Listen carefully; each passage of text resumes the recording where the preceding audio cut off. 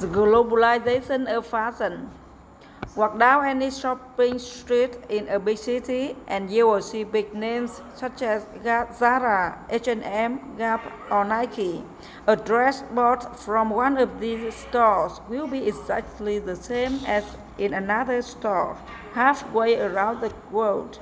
Indeed, fashion is one of the most globalized industries, with giant retailers who can create new designs, send them to be manufactured, and then distributed to stores around the world, all with the click of a mouse or a simple phone call.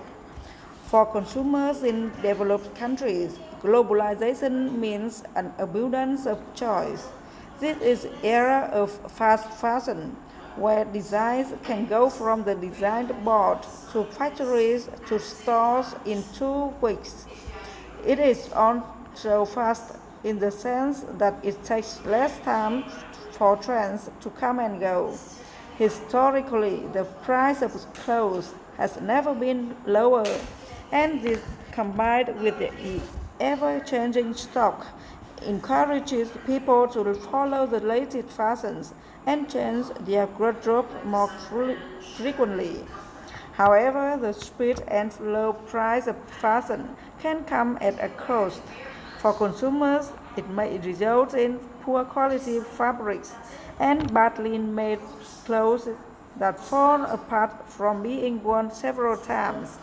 Then there is a much heavier cost, one that involves the people who actually make the clothes. Many big uh,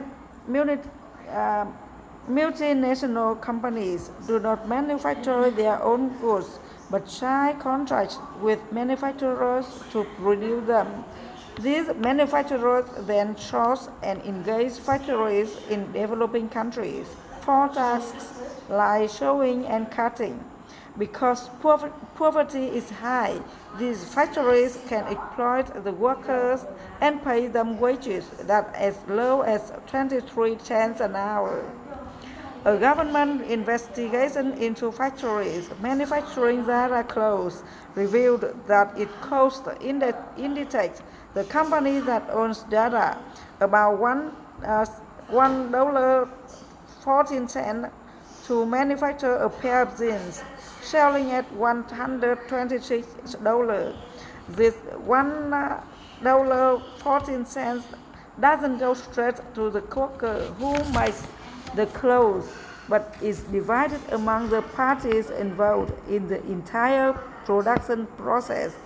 Although the minimum wage in Brazil is $344, these factory workers only earned between $156 and $290 a month.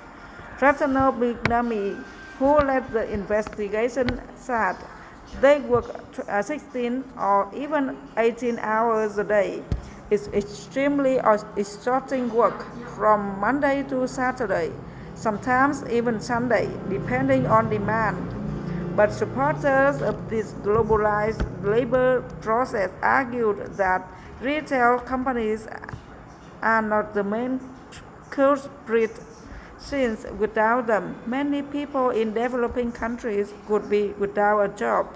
They also feel that it's impossible for companies to monitor all the factories that work for them, and that responsibility to enforce labor laws should lie with the government. Consumers are also responsible, even if unintentionally.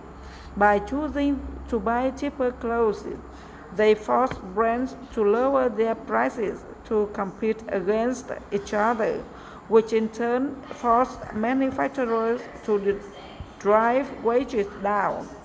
The hope is that consumers are able to use their spending power to convince companies to take a more ethical route, for example, by giving contracts to manufacturers with good track records in how they treat their employees.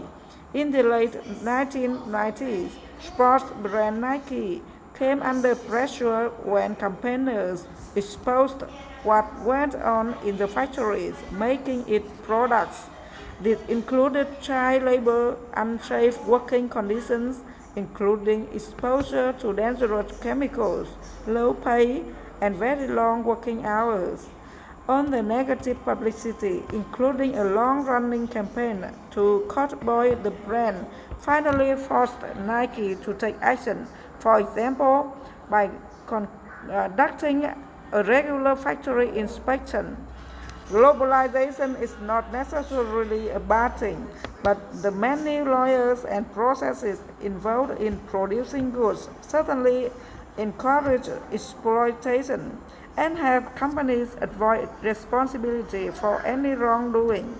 In the end, it's important that consumers are aware of what goes into producing their clothes and choose responsible and ethical companies when it comes to spending their money.